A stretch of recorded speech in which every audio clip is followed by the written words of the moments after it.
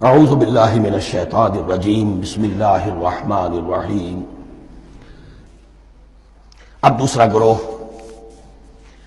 ان الذین کفروا سواء علیہم انذرتہم ام لم تنذرہم لا یؤمنون، یقیناً جن لوگوں نے کفر کیا، اور یہاں مراد کیا ہے؟ جو کفر پر اڑ گئے۔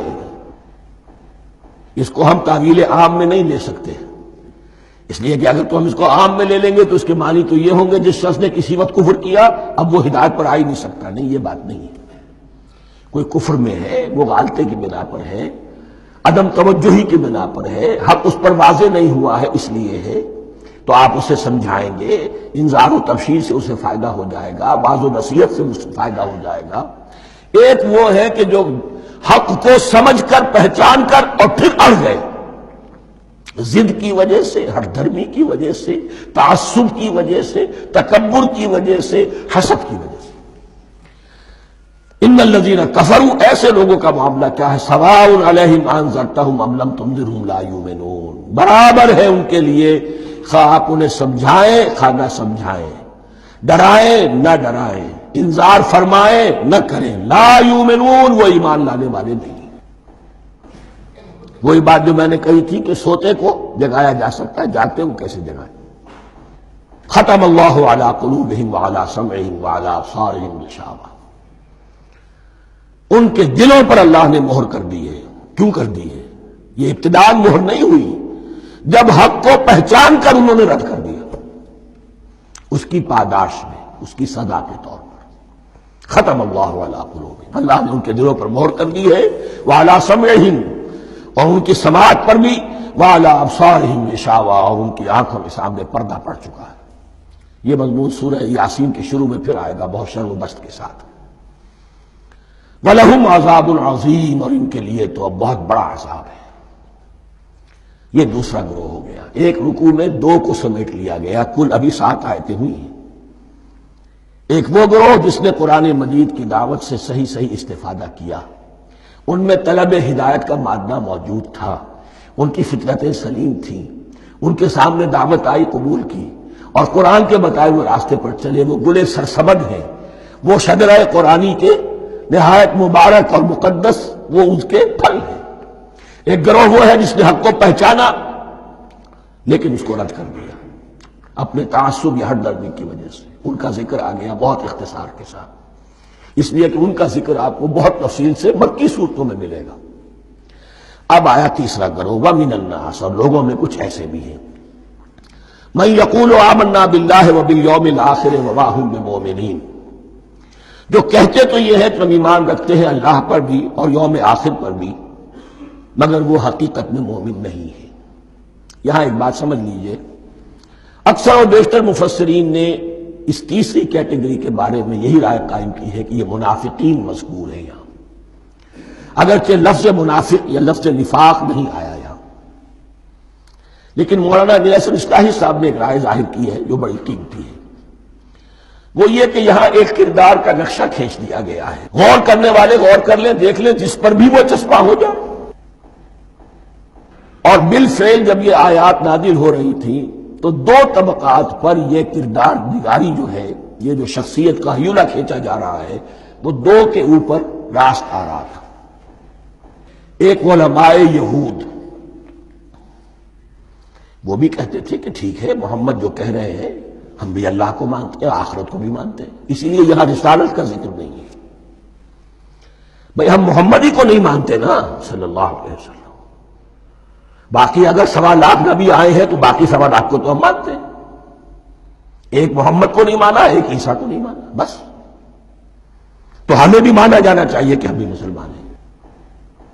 ایک یہ ان کی رائے ہے، اور واقعہ یہ ہے کہ یہاں اس طریقے کا تذکرہ ہو رہا ہے کہ جس سے ان کا کردار بھی جھلک رہا ہے، روح سخن ان کی طرف جا رہا ہے۔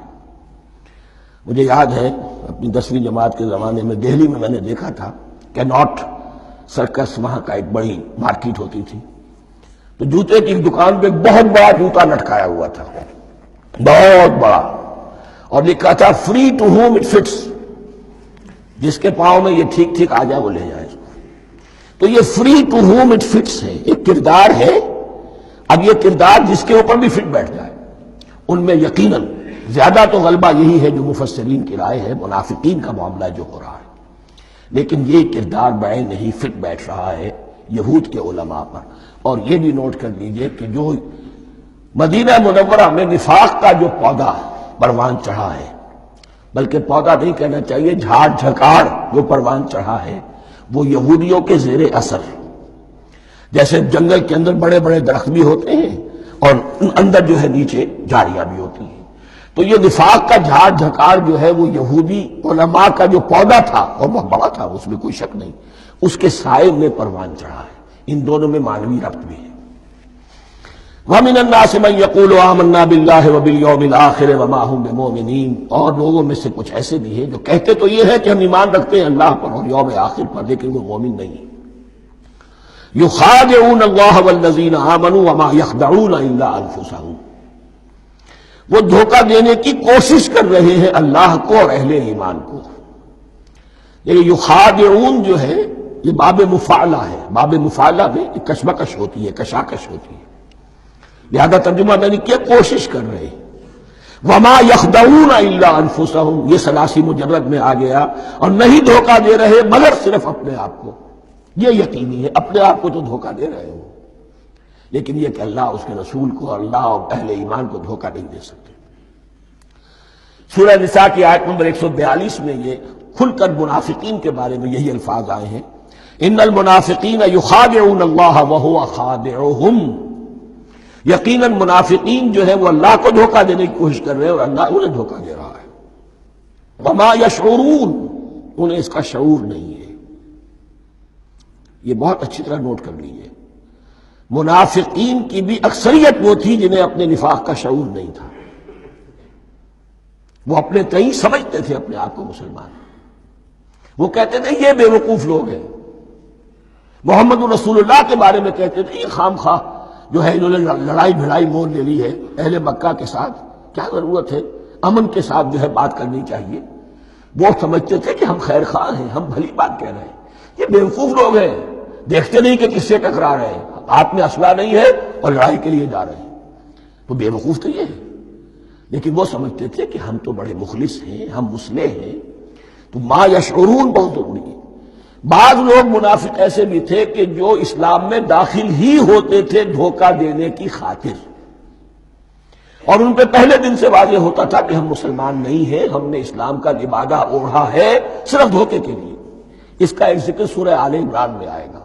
لیکن اکثر و بیشتر منافقین دوسری طرح کے تھے جنہیں اپنے نفاق کا شعور حاصل نہیں تھا۔ فی قلوبہم مرض، ان کے دلوں میں ایک روگ ہے، بیماری ہے۔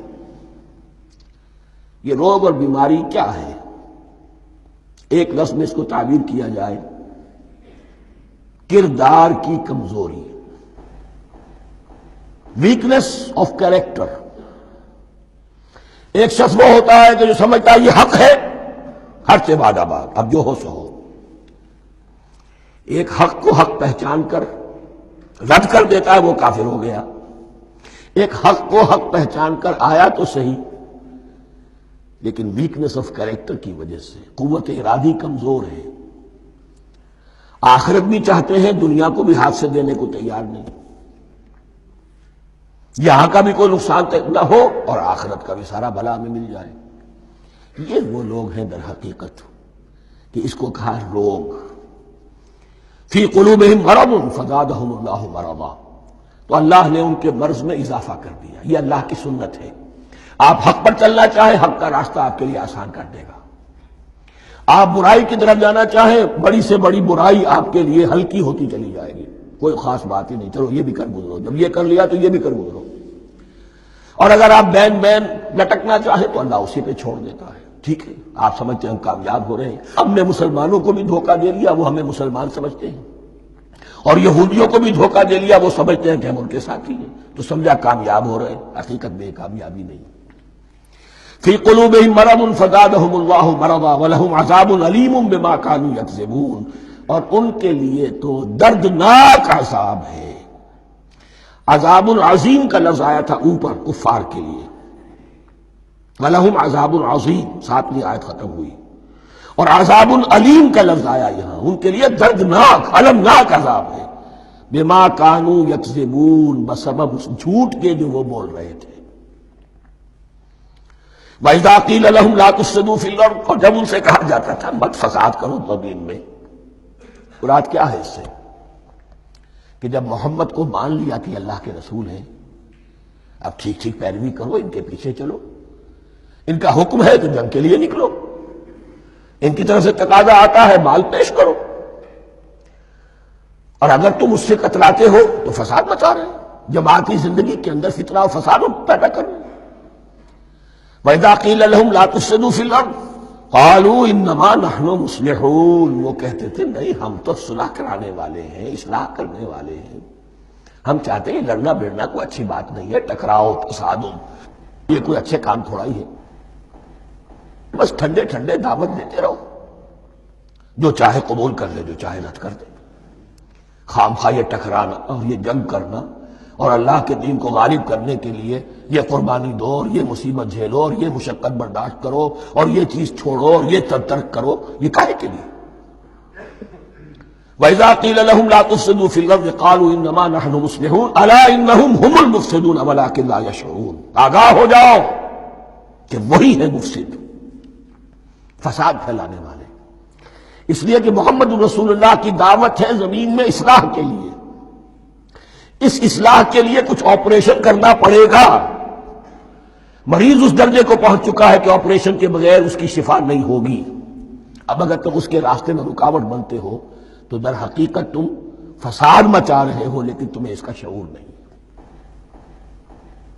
الا انہم ہم المفسدون ولکن لا یشعرون، پھر دیکھیے نوٹ کیجئے شعور نہیں ہے، شعوری نفاق اور شے ہے، غیر شعوری نفاق ہے کہ جس کا یہ سارا تذکرہ ہو رہا ہے۔ صدق اللہ العظیم۔